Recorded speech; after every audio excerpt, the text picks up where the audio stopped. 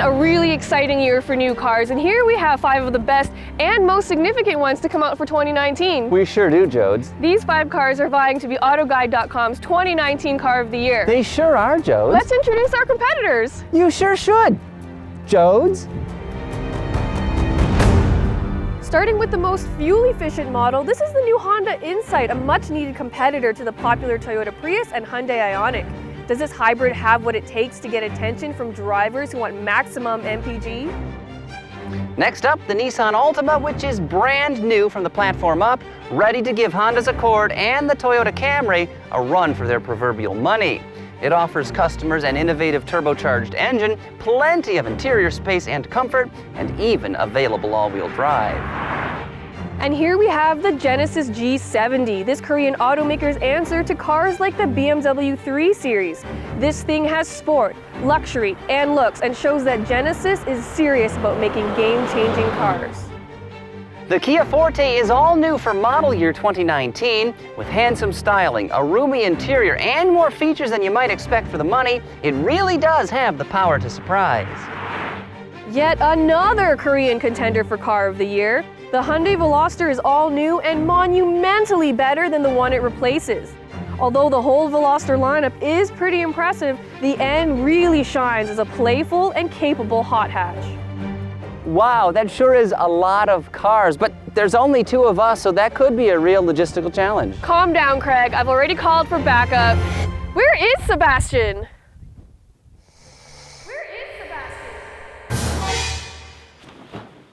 My opinions are required.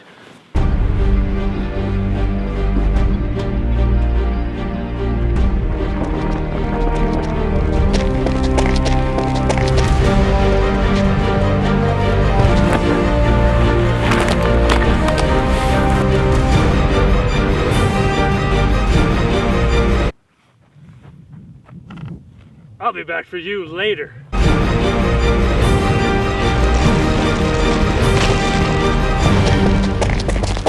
How you doing, Scarecrow? I'm ready to get comparing. This isn't a comparison! We're not comparing these cars head-to-head because that just wouldn't make any sense. No, and as always, we focused on vehicles that are reasonably affordable, accessible for most motorists. Now, we've tested them extensively, comparing them against other vehicles in their respective segments, and what we're really looking for are cars that bring something new to either the automotive industry or the categories in which they compete. And on that note, I think we should start our discussion.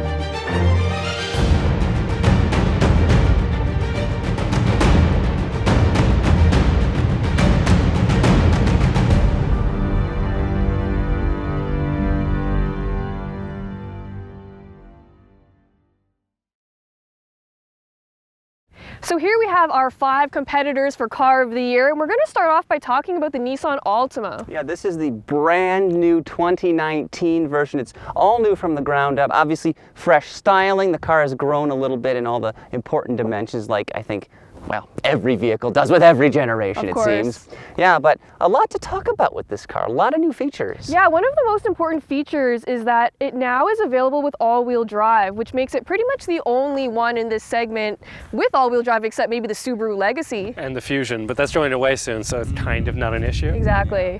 And so I think that helps this kind of stand out from its competitors. You know, the Camry and the Accord aren't available with all-wheel drive. No, curiously. Exactly. And so if people were looking for that, they don't have a lot of options in this segment. But it is kind of annoying that you can only get the all-wheel drive with the base engine, not the VC turbo like we have here, which is actually, I think we all agree that it's a pretty good, we like this engine, and it's kind of feels like a missed opportunity not to have the VC turbo with the all-wheel drive, which would kind of be the ideal car. I think having both the VC turbo and the all-wheel drive would just give it that special sauce that I think it's a little bit missing right now. Over the edge, yeah. Although I will say, I didn't expect to like this car when I got into it. I sort of, okay, it's a mid-sized sedan, who cares?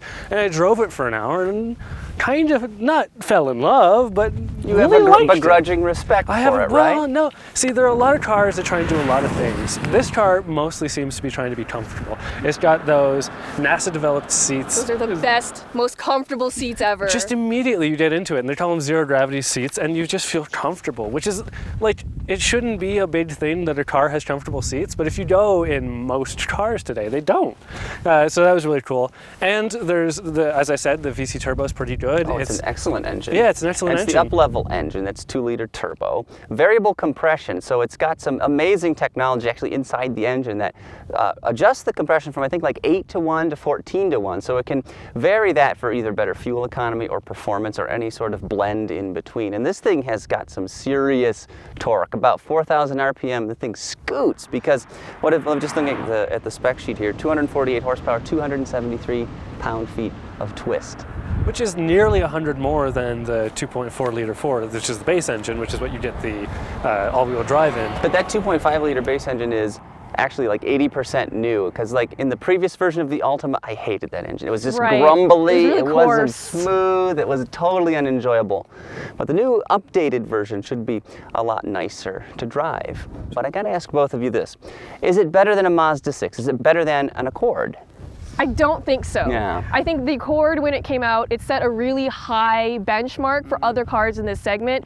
And although the Nissan Altima is really good, I don't think it hits that bar yet. Yeah. And they could have gone further to make it that good, but I think it just kind of fell flat in a few areas. Mm-hmm. I do like it more than the Camry. I think this is a much better offering than the Camry. But from the two other cars that you mentioned, yeah, the Accord's just such a good all-rounder. It is. It's very good. And then the Mazda 6 is also, it just looks great. And although I will say this isn't like terrible looking. I think the it looks V-Motion nice. grille that they've Yeah. obviously added to their entire lineup. They've grafted the latest version up here. It looks very nice. I mean, it looks good. My issue with this is that there seems to be a lack of attention to detail on the inside, and there's a lot of weird build quality issues that kind of popped up, like the headliner was all wonky and it was falling out. Obvious pinched pennies, right? Yeah, and like the dashboard moves. It moves a little, and like even this, like this moves a lot. It shouldn't do that, right? Yeah. So I think if they paid a bit more attention to making things higher quality, they could have maybe reached that high bar that the Accord set. But yeah, again, it falls short. And no air vents for the rear seat passengers. I find that kind of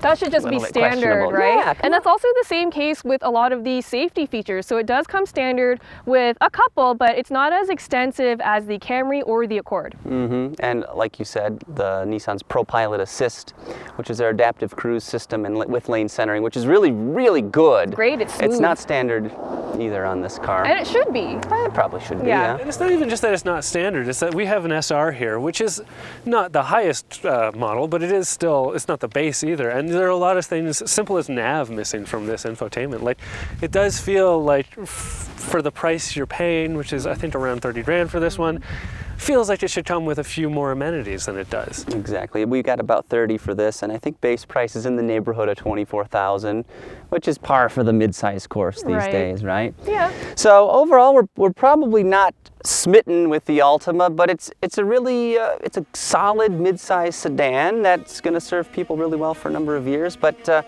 why don't we check out the score sheets and find out exactly how well this car did? How did this fresh-faced family car do? Well, we all gave it strong marks for its powerful and torquey engine, plus nobody had a bad thing to say about its interior comfort. And those seats, just to reiterate one more time, they are so comfortable. Out of a total of 600 possible points, it earned 403, making for an average of 134. Next up, we've got the 2019 Kia Forte, which is all new this year. It comes with a 2-liter 4-cylinder, and it's got all new looks all around, which make it look a little more like the Stinger, which is, you know, it's pretty good. It's a really nice looking small car, I've got to say. It's handsome as hell. Yeah. And I think the thing that stands out most about the Forte is the kind of features it offers at this price range. So it's got wireless charging and ventilated seats, which I'm pretty sure no other competitor has. Not that I can think of. Yeah. And that's typical Kia though, like strong value, a lot for your money. Yeah, this makes a really strong value play.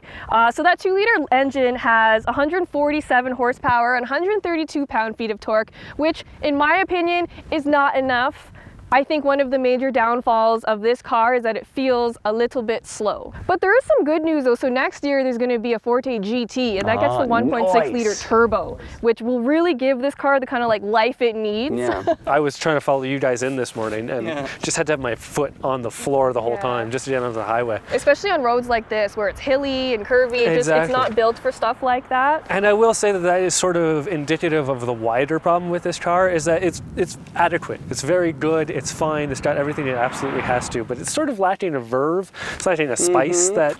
There's nothing about, like, I really don't have much to say about it. It's an excellent small car. I think it's, like we were talking about earlier, better than any of the American compact cars, the Focus or the Cruise. But is it as good as a Civic? Well, probably not. Probably not, but the Civic does set a really high bar. I will say though that the build quality in this Forte feels better than the Altima. It does. And it is a lot less money than the Altima. So I think that says a lot about what Kia kind of stands for these days. And I actually really like the way it drives. Beside it being a little bit slow, it has a good on-center feel. You know, it feels okay in corners. I just wish it was a little bit faster. And we've got the CVT, which probably maximizes the torque, you know, makes the best use of the available torque. Right. But you can also get a 6-speed, right? A manual. Yeah. So which I think really would be up more the fun fun factor. Yeah. Well, yeah, exactly. And I think you didn't mind the transmission so much. It kind of faded away for you. I found it a little annoying. It's noisy. There's a lot of stuff happening, but like no go, and it's kind of... It'll simulate gear changes a lot like Nissan does with its CVTs, and I think Honda as well. But here's the thing about the CVT. Nissan CVT, when you were in manual mode, it did the thing that you asked it to do. This one, when you're in manual mode, trying to figure out what's going on. There's no paddle shift. Why even bother though? Well, it is fair enough. It is a good point. Why even bother? The engine I also found quite thrashy. It was smooth running, but it made a lot of noise, and not pleasant noise either. Yeah. Just kind of... Like a Wookiee? Yes, exactly. Wasn't overly loud, but the sounds coming out of it were a little bit strained. Okay, interesting. And one other thing too, Sebastian, you and I are sort of taller folks, and when I'm seated in the car in a comfortable position with the wheel where I want it, the pedals are way too close. They're like, my legs are bent like this trying to operate the pedals. It's weird. It's just weird. Well, I have a bit of a far back, lean back position, but when I was trying to set myself up so that my arms are in the right position, I did find my knees to be up here, and that was a little annoying. It's not the most comfortable car in the class. I mean, but we're being harsh on it, and I think overall it's very well built. It's got enough of everything. Lots it's got of tech. Ventilated seats. It's got things that you wouldn't necessarily expect to see in a car of this price range or segment. But I will say that it doesn't have quite as much safety feature as you might expect, which I think is probably, if you're looking to get a whole bunch of sales, might be a better place for Kia to invest their money, because I think that a lot more people are going to buy a car in this segment on, oh, well, it's got, lane centering and whatever else, and this car doesn't come with all of that, which I think is maybe not necessarily a weak point from when you're behind the wheel, but probably won't help it in sales at all. So overall, strong offering from Kia that should do well in the compact car segment, but I think we ought to check that score sheet now to see how well it actually did. As you might expect, the Kia did all right. We all praised it for its value and its surprisingly good tech, but in the chassis and powertrain categories, its lack of zest and power worked against it. Out of a possible 600 points, it scored 405, averaging 135 across the editors. All right. Next up, we have the Hyundai Veloster, and it is completely new for 2019, and it is so much better than the old model. It really sparkles, and we do have the N model here, which is really special. But you have to remember that we're evaluating the whole Veloster lineup and not just the N model. Both. Why? I only want to do this one. I know, because this is also good. my favorite one. Yes. Out of all the Velosters, Just this get is the the best N. one. Namyang for all. And it makes an argument for the rest of the Veloster lineup. Like, it doesn't matter. The rest of the Velosters could be terrible. If it led to this, then good. Go for it. Yes, Yeah. exactly. I give you my blessing. Why is it so good? You said it sparkles, which I totally agree with. I think it's got a little bit of life, a little bit of exuberance that a lot of cars miss, even in this segment where it's like all smarty and fun. This one, when you turn it on, it crackles and farts at you. It does and it wants you to play, and it feels... It's just like a puppy. It is like like it a has puppy. so much personality, and if you look at what the N kind of competes with in the rest of the segment, so you got stuff like the Type R, the GTI, I would much rather have the N over almost any of them. I think it looks better than any of them, it has more personality than any of them, and it's still just as capable. Well, unlike the Type R, which arguably different car, but it is that leans on its wild and crazy looks to kind of get you, which is if you are, you know, 19 and are buying and have an unusual amount of money and just want to do that's great. But for I think the rest of us, you don't feel stupid driving around in this car. Absolutely. You just feel like you're having Exactly. a good time. And I think it's just perfectly judged. You know, the seats, the bolstering is perfect. It fits me perfectly. And this car is also quite versatile because when you leave it in the normal driving mode, it has adjustable dampers, so the ride is completely livable. But you switch it over to the N mode, it stiffens everything up, it opens the exhaust, you get the automatic rev matching downshifts, makes you feel like a race car driver even if you can barely drive stick. It's wonderful. But for the most of the time, I think if it's not in N mode, it kind of loses its appeal for me. Well, that's like the Tuesday car. You're leaving work, you're driving home, you don't want a rough ride, you don't want noise, you've been at the Right. office all day, just get me home. Sorry, I agree with you, but I'm just thinking that, like, my enjoyment of this car is so predicated on the N button that, like, when I take it out of there, it does become a bit of a meh of a car. You know, it's kind of, Right. it's okay. It's like, it's fine. Yeah, and so the regular Veloster, so we're talking not the N versions, has a lot of the same problem as the Forte does, where without the N, it's a great car and it's fine, but it doesn't do that much to kind of elevate its segment, even though it's pretty much in a segment of one. Like, there's no other, you know, 2-door or 3-door hatchback What on car the is market that right now. asymmetrical? Exactly. It's no less practical. I No, mean, not if you at get all. through that third door, there's still enough space in the back for, you know, a regular sized adult. You could fit back there with almost no problem. It's a little bit tight on headspace. I wouldn't want to do a road trip in it, but if you're just more than going out adequate. with friends, then yeah, it's fine. Since you insist on including the entire lineup, Jody, Yes. let's talk about engines. Base is a naturally aspirated 2-liter, gives you 147 horsepower. Sounds pretty Same familiar as to what's the over Forte, there. Yeah. which it's not great. No, I can't imagine it would be very fast in this application either. There's also a 1.6 turbo, which we're going to be getting in 2020 Exactly. for the Forte, but 201 horsepower. But N's. This is all you want to talk about is the N. Look at N. his face. 2-liter turbo with, well, you get two choices, right? 250, or I guess there's a performance pack with 275, which is of course what Exactly. we've got here. It's an upgrade of $2,100. For 2 extra lines of software, that's ridiculous. Come on. Think of it this way, it's $2,100 for 25 horsepower, which is not insignificant, and is probably less than you'd pay if you went to get your car chip-tuned to, you know, roughly those levels. That's true. Without voiding your warranty or anything like that. Without voiding your warranty that's or good anything news, like yeah. that. I mean, it's got a lot going on, but does the Veloster do enough to really elevate its segment? I don't know. I don't think so. It's priced at about 27 grand here, which is not a bad price for the performance you're getting. We didn't really touch on driving yet either. We've talked about noise, we've talked about how it sort of rides. What about steering and acceleration? It's a good point. It's really nice. It's fun. Yeah, exactly. Like the Kia, which was a good basis to build on, which was a little sharp. This is really extra sharp on center.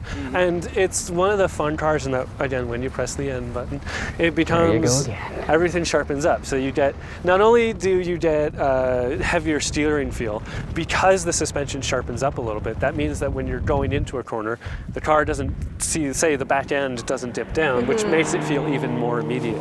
So when you're carving around canyons like this, you can do stupid speeds, not that any of us would, but you can go, you know, you can go as fast as you like, and it's flat and it feels confidence inspiring. That steering is tight. It's so sharp. It's crisp, right? Yep. As you turn in, the car moves and responds so intuitively, and the shifter is excellent. It's not quite as good as, you know, the Civic Type R, and maybe not quite as good as the Focus RS, because I think the RS has a really nice shifter, but it's still, the lever in here is excellent. I think it's great. It just comes together in Yeah. a really nice package, and it's just really intuitive to drive really, really fast. Bingo. And not even fast, because when I first jumped into it, it was like that. Boom. I'm You shifting. just got it right away. Well, I'm shifting without any learning. I can feel the engagement point of the clutch immediately. And a lot of modern manuals you get in, it's like, okay, how's this car like to be treated? You have to Right. kind of figure out how it works before you can really be smooth. But this one was instant. This one's just like, do it. Yeah. Do it now. Go fast. So there we go, car of the year. I don't know if we should check out those score sheets or not, because I think it's already won. Jody's shaking her head no. Whoa, calm down, Jodes. Just calm down. The Veloster did really well in our scoring, driving off with an average of 155 points. This asymmetrical little corner rascal earned top honors in the powertrain, chassis, and marketplace categories. But is that enough for it to win Car of the Year honors? Wait and see. So, did you guys read the headlines? War has been declared. Did you hear this? Tell me more. Believe it or not, Hyundai has commenced hostilities against Acura and BMW. They are serious about the luxury car segment with the Genesis brand. I agree. I think this is such a special car, and you can really tell that they put so much effort into raising that bar that we're always talking about, and it did such a good job. Yeah, it looks the part, it feels the part. Yeah, I agree, and I hate to bring up desirability again because it's hard to, pin down, but I do just kind of want this more than the competition. I certainly want it more than any Acura or Infiniti product, and I even think I'd prefer this to the Germans because it feels like it's just trying harder to impress me, and I kind of like that. You'd like this more than a 3 Series? I would. think I would, yeah. I think so, because BMW just treats people like, oh, it's a privilege for you to have our vehicle. Whereas Genesis and Hyundai and the Koreans in general, they have so much to prove. And so I feel like they just go that extra mile to give people what they want and more in a car like this. And it's not only more desirable than the Lexus and the Infiniti that you mentioned, but it's like categorically just better. I have drives no idea. really well. I have no idea why anyone would want like a Lexus IS over this. And so I love the way this car drives with the 3.3 liter twin turbo V6. It is fast. Makes 365 horsepower and 376 pound-feet of torque, and is good for about a mid 4-second 0 to 60 time, which, yeah, is, as you say, It will correct. squawk the rears when you Oh, punch yeah. it from a get-go. I will say this though, this is the rear-wheel drive version, and it's better. It feels a little bit more special. It's got a little more in the hips than the all-wheel drive. I know the all-wheel drive has like a drift mode or whatever, but that is, you don't need to put into a mode. It just has it, Yeah, it has a little bit more personality for sure, but even the all-wheel drive one, and even the one with the base engine, so the 2-liter turbo 4, it's just as good. It's not as fast, but everything that makes this car good, it's available in the base one as well. So as you mentioned, Sebastian, this car is properly fast. But one thing I noticed while driving it, there's a lot of squat and dive. When you punch the accelerator, the nose kind of lifts up. When you hit the brakes, it's like, so the body control, at least, front and rear, I don't know, can be tightened up a bit. I hear what you're saying, but I don't think it makes it any less pleasant to drive. Like through the corners, it's not like you're leaning over, listing over to one side. You're not driving a battleship. I agree with you, though. There is action in the drama. Yeah, exactly, drama in the. I like that though. I'd rather have that than it be so sterile that it's not even fun anymore, right? Like I feel like that gives it a little bit of personality. And another thing I think the G70 does really well is it's just a really overall good package. Like it does the luxury thing really, really well. It does the sport thing well. It looks great. It's desirable. Like, is there anything wrong with this car? I mean, no? But on the subject of luxury, let's talk about the interior. There's a lot to say there. I think it's really well done. Like you've got a quilted pattern on the seats. The soft plastics are all of a high quality. The switchgear is quite nice. Nothing to complain about, except perhaps one thing.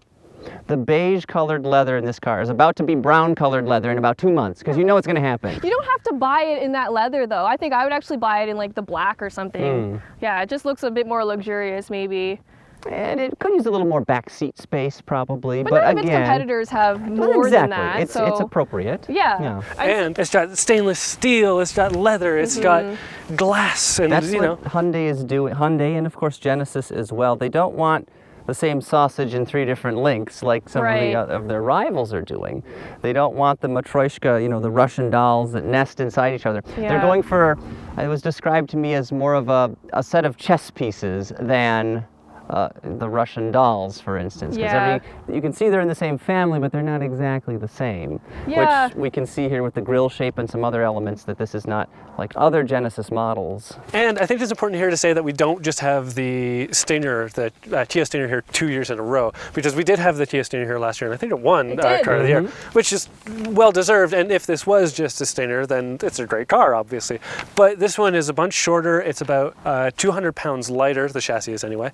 And I think you can kind of feel that. And I know that Albert Bierman designed this one to feel a little more precise, a little faster through the corners, and you can really carry a lot of speed through the corners in this thing. And I know that you were complaining about a lot of tilt back and forth in this thing, but the thing that you get with that is that unlike a BMW, which if you hit anything larger than about the size of a grain of sand, you might break your back, on this thing you can handle it, you know? It's a nice road, so it doesn't really matter, but in the Veloster you were like doing a lot of shaking, which is okay because it's a hot mission hatch. appropriate. Exactly, it's mission appropriate. But this one feels, it handles all this stuff, you know, with an air of imperiousness and superiority, really. It's just, you Right. can crush these roads. And Good Yeah, word and usage. I think just going back to the Stinger is that this takes what the Stinger did and elevates it to a higher level where it really can compete with the Germans and stuff like that. And I did just want to mention that this is Korean car number 3 in our Car of the Year evaluations. Yes. And I think that says a lot about how hard they're trying to make really, really good products. Absolutely. And They're the fact that- succeeding. They're not just trying. They're Exactly. doing it, right? They're doing it, and they're doing it good. Absolutely. So, all right, you guys, I mean, you haven't really said anything negative about this thing. So I suspect it probably did pretty well in our scoring, but let's check that out. Impressed! That easily sums up how we all feel about the Genesis G70. It's comfortable, stylish, well made, and it absolutely rips with that V6 engine. Out of a possible 600 points, it earned 495.5, an average of 165 from each editor. Hashtag wow! And now we have the Honda Insight, which actually marks the return of the Insight nameplate as kind of a Civic-sized hybrid. That's very insightful, Jody. Would you stop being so condescending? He's actually legitimately laughing at that. Come on, guys. This is an important car. All right, all right. So this is like the slots between sort of the Civic and the Accord. Yes, although it is more Accord than Civic in Okay. terms of features and stuff like that. So Yeah. it aims to go a little bit It's upmarket. quite a refined car, and the interior I think is very well done. It's got a lot of soft plastics. It feels like quality, which you don't necessarily get in that blue one over in the middle there. True, very true. And I kind of like that it just looks like a regular car. Like it's a hybrid, but it doesn't scream it out to the world. You know, it's not freaky looking. I know, it's not ugly like the Prius. And even the Hyundai Ioniq is a little bit, you know, a little bit out there as well. don't you guys think that's kind of taking the fun out of it? It's like, hey, we have this great thing where you can have a futuristic looking car. You can drive the future, guys. It's going to be so much fun. But this is like, you know, this is a Civic. This is whatever. It's a Civic. You might, it's got a different word on the back. Who knows? I think there's a big difference between ugly and futuristic, though. I think, you know, a Tesla can be futuristic. I think a Prius is just ugly. Yeah, I know, but this is like so boring and it's so slow. What do you- But it doesn't have to be fast. But you have an opportunity. You have an electric motor, which is all torque all the time, instantly, immediately. And here's the thing: I know that a lot of hybrids are slow, but they have that nice, just 0 to 10 mile per hour. It's just a little boot in the root. You know, it just gets you going. And this doesn't have that. This you've got to have it matted all the time. And when you have it matted, the engine's making all sorts of noise, which is not refined. You've been despite driving what with the parking interior- brake on, Sebastian. Oh, is that what This is a fire brake. Oh my goodness, that's what I've been doing wrong. Because I've been doing something wrong. Because it sounds crazy. You have your foot in one place on the accelerator, and then the engine's going wah wah wah wah wah wah wah. It's really annoying. Yeah, and there's no change to like throttle pressure or speed. No, it's it just just the does engine's its own- going It's just everywhere. doing a whole yeah. bunch of stuff. And like, this is a car that on paper looks amazing. 52 miles per gallon is great. It's looks like a Civic, which is, I think, a decent looking car. Yeah. But when you're behind the wheel, or like as to drive it, I just really didn't like it. It's So just, you get 151 horses, like just shy of 200 pound-feet of torque. Total system output. Exactly, because you've got electronics and you've got the internal combustion. It feels slower than the Forte, I think. Yeah. Would you agree? It's a lot less responsive, and it's not that it's slow, it's just not responsive, and I think that's the problem you're feeling. Again, it's not aiming to be a luxury car either, and if you're looking at what this does for the segment, like would you rather have an Insight over a Prius? I would. Yeah, would you rather have definitely. it over an Ioniq? Probably. Maybe, so it's pretty close. I don't expect it to have as much, zest and verve as the Veloster N, but I would like it to have some joy, to have some spice, and to not be slower. See, if you want excitement, I invite you to read the press release that Honda put out on the Insight, because let me just check my notes here. It is, you can check this out for yourselves, folks, 77 pages long, Oh my God. 23,000 words. 23,000! Well, I mean, there's a lot going on. Like this, they put a lot of, new tech and stuff into this car. I'm sure you're fascinated. The floor pan is made of steel that is 590 megapascals. Did you know? The moonroof glass, 3.5 millimeters, but windshield is 4.7. Excuse me for a 4.7. minute. Wow, yeah. Take a You're nap. going to learn about that if you read the press kit, folks. But in general, I know you guys are like hating on this car a lot. No, I don't hate But it. I think it's a really impressive effort by Honda. But again, like I see where you're saying they could have gone a bit, over and above what we were expecting to make it really shine. I just think it's too late in hybrids and EVs for us to be making hybrids and EVs that have no fun, that have Right. that are boring to drive, and that are like. But hold on. Kind Why of. does it matter if it's a hybrid that's boring to drive when you have a small car that's just conventionally powered is boring to drive? Like, is that okay? No, I think that this is more interesting to drive. I mean, it's still a little loud, but at least the sounds are made in a logical way. It's not like, okay, here's the thing. I remember my stepdad, the first time he got a car where they had automatic windshield wipers, they drove him up the wall because they would go quickly then slow, then quickly then slow. And that's the thing. You have never noticed windshield wipers before in your life until they were bad. And I think that this is what that does for hybrids. It's Oh my not goodness. that it's bad. It's just that the engine is ruined. It's not that the engine sound is so obscenely loud or whatever. It's just that when you're going down the road, it's just doing wah, wah, wah, wah, wah, wah, wah. I think what Sebastian's trying to get at is that if you were trying to get more people into green cars, give me a reason to want to do that besides MPG. It has to go beyond just maximizing those 52 MPGs. combined, and we're getting almost 45 when it's been idling for hours and driven aggressively on these roads. That's amazing. I'll concede. It is very good at that. And it starts at 23 grand. This one's like about 29, which is because there are 3 trim levels. Touring, which is what we've got here, is the top one. About 30 grand for a car that's going to get you 52 mpg. It's going to last for decades. It's clear that Sebastian is not interested in this, but there's a whole lot of other people who want a car that is not fast. It's just really good at maximizing MPGs. You're right, and there are people like that, but I still think that hybrids and green cars still have a bit of a dowdy reputation. Okay, Dowdy says the man who collects commemorative spoons. And on that note, I'm cutting him off. Let's go to the score sheet. You're done, Sebastian. Let's see how the Insight did. The Honda Insight didn't fare too well in the powertrain and chassis departments, with our editors giving it pretty low marks in terms of driving dynamics, though it did obviously score well for its fuel economy. It also made up some ground with its solid interior and its marketplace significance. Now that we've looked at all of the cars, I kind of want to know what you guys think should and shouldn't be car of the year. Like, what kind of vibes are you getting? Well, I think that I've made it pretty clear how I feel about the Honda, but I think I may have taken up a bit of airtime from you guys on that one. May have gotten a little yelly there, but I just think it's too late for a hybrid to be dowdy and boring and not nice, Yeah, I agree with him on that part. For me, I think it's pretty bad that the Nissan Altima can't offer the same build quality that something cheaper like the Forte can. I absolutely agree. The Kia definitely has an advantage in interior quality compared to the Altima. Yeah. Not so much comfort. I think we would all agree the Altima That's true. It's those seats. So 0G seats. Yeah, and even just going back to the Kia, I'm not sure it offers anything above and beyond what we're expecting from other cars in that segment. It's a nice product, but it's nice, you know? Yeah. It's fine. It's good, but It doesn't sizzle. yeah, exactly. Not much more. Yeah, exactly. So what do you guys think about the N? And this is gonna win. Well, think of it, it's the Veloster lineup as a whole. I keep having to remind you that. That necessitates me ignoring you because the N is awesome.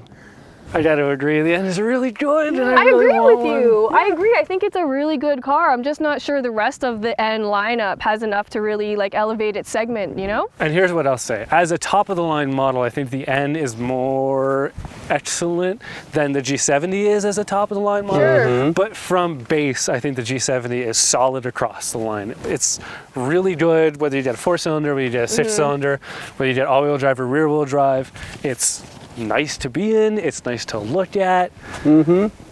It might make you change your mind about buying a German car. It absolutely it's a pretty can good do one. that. Yeah, I think it's a really, really strong effort. Absolutely. So we've got strong effort, rival to the Germans. We've got a lot of fun in a small package. We've got comfort and questionable quality. We've got a great little small car, and then we've got rough, noisy, and kind of boring, just kind of like you. You're fired! And on that note, let's check the scores and see which car actually won 2019 AutoGuide.com Car of the Year, if I'm still employed. So, were you following along at home? If you've been keeping score in your AutoGuide workbooks, you already know which of these 5 cars clinched it. But for those of you that haven't, here's a little breakdown of the scoring. Looking at each subcategory, the G70 won the powertrain, chassis, interior, and exterior sections. Only Hyundai's Veloster drew a line in the sand, preventing a total sweep by winning in the marketplace category. As for the inside, it got trounced, bringing up the rear in 3 different subsections and tying for last place with the Altima in another one. But we won't keep you waiting any longer. Jodes, take it away. And the winner of AutoGuide.com's 2019 Car of the Year is the Genesis G70. Not only is it a stellar luxury sports sedan, but it also got the most points in our scoring, which is easier said than done. Congratulations, Genesis.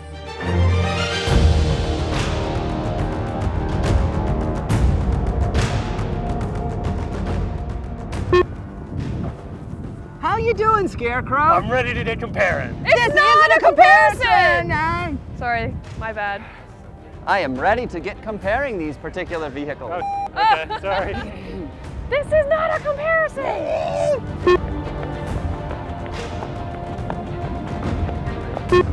How you doing, Scarecrow? I'm ready to get comparing. This isn't a comparison! Sweetie, Okay, just this isn't calm a down. comparison.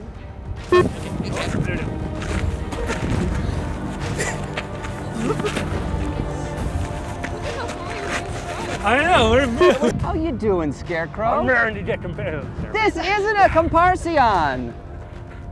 And then you can go, whatever, I'm Craig, I have opinions. They're wrong most of the time. Sebastian's terrible opinions, yeah. Sebastian's got, he's just a beer tap of terrible opinions, and the keg is full, spewing them everywhere, scrape off the foam. I may have fallen over, I apologize.